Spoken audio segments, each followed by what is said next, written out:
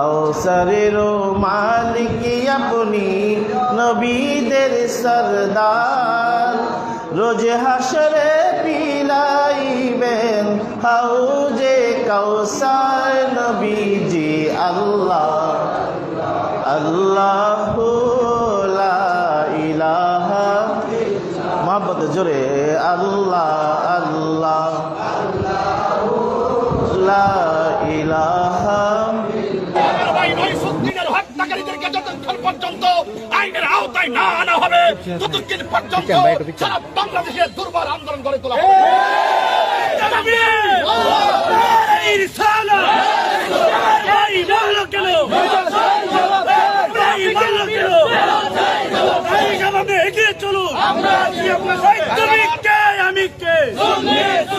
আজকে যারা আপামর সুন্নি জনতা রাজপথে এসেছেন, আপনাদের সকলকে বলবো প্রস্তুত থাকুন লড়াইয়ের সংগ্রামে, বিপ্লবে হককে প্রতিষ্ঠা করার জন্য, অন্যায়ের বিরুদ্ধে এবং অপশক্তির বিরুদ্ধে আমরা সব সময় অনড় ছিলাম। এখন এই যে ন্যাক্কারজনক ঘটনা, আমার ভাইয়ের রক্ত যেই রাজপথে ঝরেছে, সেই রাজপথে প্রয়োজন আমরা রক্ত ঢেলে দিয়ে আমার ভাইয়ের হত্যাকারীদের ফাঁসির দাবি জানাচ্ছি। যারা এই আমার রহিসউদ্দিনকে, বাংলাদেশ ইসলামী ছাত্র সেনা ঢাকা মহানগরের সাবেক সভাপতি রহিসউদ্দিনকে নির্মমভাবে পূর্ব পরিকল্পিত ভাবে যেই সমস্ত সন্ত্রাসীরা মব সৃষ্টি করে আমার ভাইকে শহীদ করেছে, আমি প্রশাসনকে বলবো, সরকার প্রধানকে বলবো, অনতি বিলম্বে এই হত্যাকাণ্ডের পিছনে যারা জড়িত তাদেরকে 24 ঘন্টার ভিতরে আইনের আওতায় আনতে হবে। এবং যদি আইনের আওতায় আনা না হয়, এই মুহূর্তে রহিসউদ্দিনের লাশ সেই গাজীপুর থানায় প্রবেশ করতেছে। বাংলাদেশের আপামর সুন্নি জনতাকে বলবো, আমরা খানকায় বসে থাকার দিন শেষ হয়ে গেছে।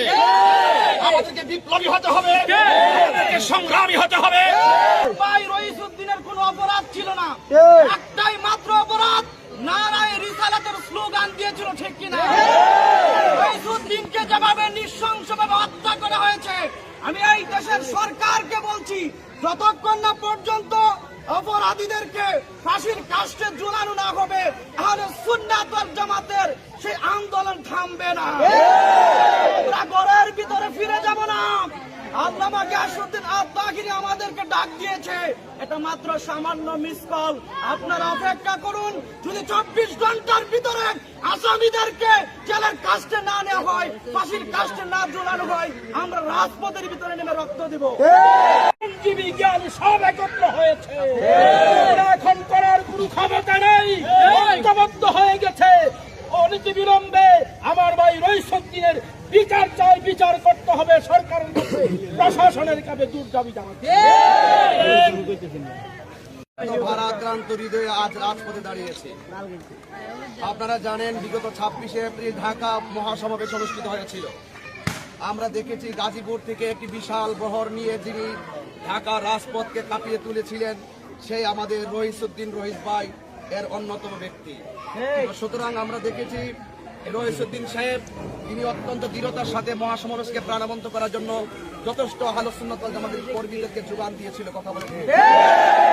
এবং আপনারা ইতিমধ্যে ফেসবুক অনলাইনে দেখেছেন, বাংলাদেশ ইসলামী ছাত্র সেনা ঢাকা মহানগরের সাবেক সভাপতি জনাব রহিসউদ্দিনকে মব সৃষ্টি করে পূর্ব পরিকল্পিত ভাবে তাকে হত্যা করা হয়েছে, ঠিক কিনা বলে?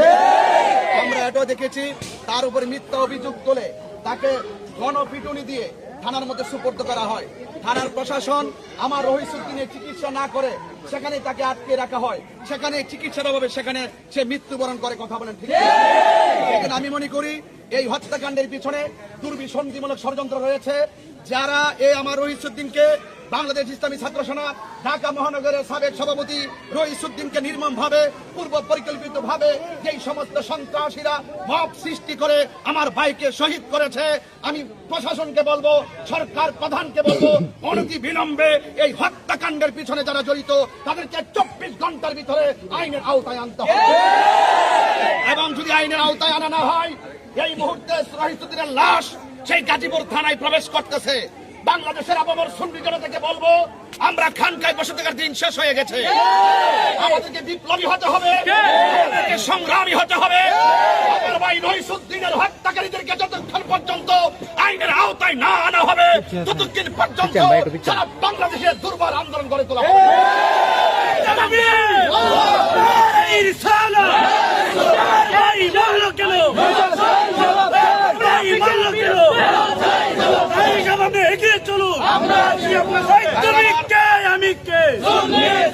আজকে যারা আপামর সুন্নি জনতা রাজপথে এসেছেন, আপনাদের সকলকে বলবো, প্রস্তুত থাকুন লড়াইয়ের সংগ্রামে বিপ্লবে হককে প্রতিষ্ঠা করার জন্য, অন্যায়ের বিরুদ্ধে এবং অপশক্তির বিরুদ্ধে আমরা সব সময় অনড় ছিলাম। এখন এই যে ন্যাক্কারজনক ঘটনা, আমার ভাইয়ের রক্ত যেই রাজপথে ঝরেছে, সেই রাজপথে প্রয়োজন আমরা রক্ত ঢেলে দিয়ে আমার ভাইয়ের হত্যাকারীদের ফাঁসির দাবি জানাচ্ছি। আমার ভাইকে অন্যায়ভাবে হত্যা করেছে, তার দৃষ্টান্তমূলক শাস্তি দিতে হবে। আর না হয় মব সৃষ্টি করার যে সিস্টেম বাংলাদেশে চালু হয়েছে, যেই সিস্টেমে রইসুদ্দিনকে মিথ্যা অভিযোগ দিয়ে মব সৃষ্টি করে শহীদ করা হয়েছে, প্রয়োজনে প্রশাসনের পক্ষ থেকে, রাষ্ট্রের পক্ষ থেকে আমরা যদি ন্যায্য বিচার না পাই, তাহলে আমরাও মব সৃষ্টি করে আমাদের অধিকার আমরা আদায় করে